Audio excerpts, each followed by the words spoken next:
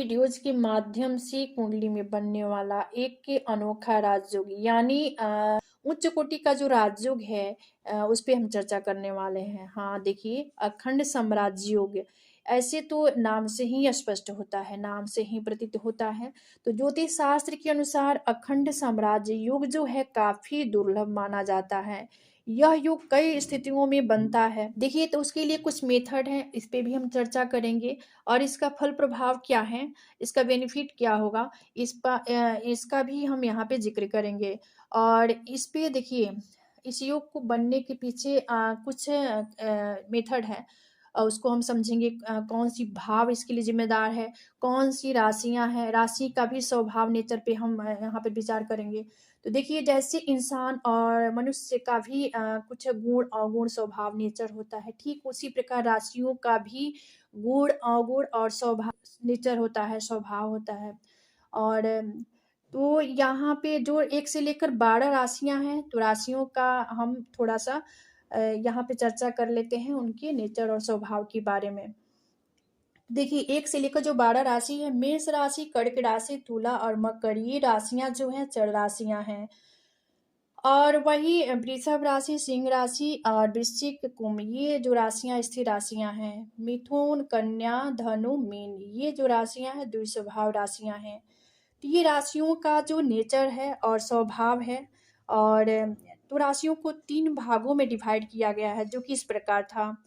अब देखिए, तो यहाँ पे इस योग के पीछे हमें स्थिर लग्न पे ही विशेष फोकस करनी होती है, क्योंकि स्थिर लग्न में ही यह योग घटित होता है। तो स्थिर लग्न जो है, वृषभ लग्न के लिए देखिए, गुरु जो होंगे एकादश भाव के स्वामी होंगे। क्योंकि भाव जो है, भाव हमें द्वितीय भाव और पंचम एकादश भाव, ये 3 भाव पे ही गौर करनी है। तो यहाँ पर वृषभ लग्न के लिए एकादश भाव में गुरु होंगे। सिंह लग्न के लिए देखिए, गुरु यहाँ पे पंचम भाव में होंगे।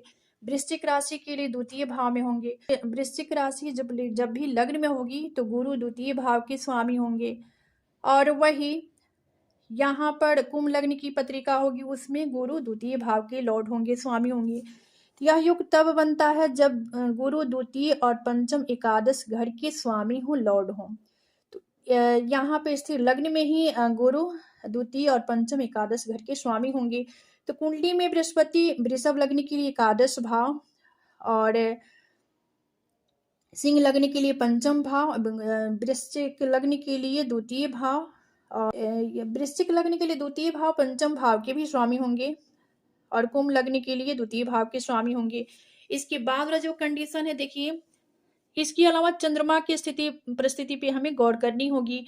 यदि कुंडली के दूसरे भाव, नवम भाव, एकादश भाव यानी धन भाव, धर्म भाव और लाभ भाव घर में बृहस्पति मजबूत अवस्था में चंद्रमा के साथ प्लेस हो, यानी चंद्रमा के साथ स्थित हो, तो इस कंडीशन में भी अखंड साम्राज्य योग का निर्माण होता है। और फिर से रिपीट कर देती हूँ, देखिए, इसके अलावा चंद्रमा की स्थिति पे हमें गौर करनी होती है। यदि कुंडली के दूसरे भाव, नवम भाव और एकादश भाव में बृहस्पति मजबूत अवस्था में चंद्रमा के साथ प्लेस हो, तो इस कंडीशन में भी अखंड साम्राज्य योग का निर्माण होता है। यह दुर्लभ योग तब बनता है जब कुंडली के दूसरे भाव और दसम भाव, एकादश भाव के स्वामी लॉर्ड एक साथ केंद्र के स्थान में स्थित हों, यानी केंद्र भाव जो होता है, केंद्र भाव में स्थित हों। तो देखिए, केंद्र भाव जो होता है, प्रथम भाव और चतुर्थ भाव, सप्तम, दसम, ये केंद्र भाव स्थान है। और इन्हीं स्थानों में धन भाव के स्वामी, कर्म भाव के स्वामी और लाभ भाव के स्वामी एक साथ प्लेस कर जाते हैं। तो इस कंडीशन में भी यहाँ पर अखंड साम्राज्य योग का निर्माण होता है। अब देखिए, यहाँ पे अगर द्वितीय भाव में यह योग का निर्माण होता है, तो इस कंडीशन में देखिए, कुंडली के द्वितीय भाव में बनने वाला अखंड साम्राज्य योग जो होता है, यहाँ पर स्टॉक एक्सचेंज, शेयर मार्केट और निवेश में अच्छा धन लाभ कराने वाला होता है। वही अगर पंचम भाव में, कुंडली के पंचम भाव में बनने वाला अखंड साम्राज्य योग जो होता है, जातक को उच्च शिक्षा और संतान सुख का फल प्रदान करता है।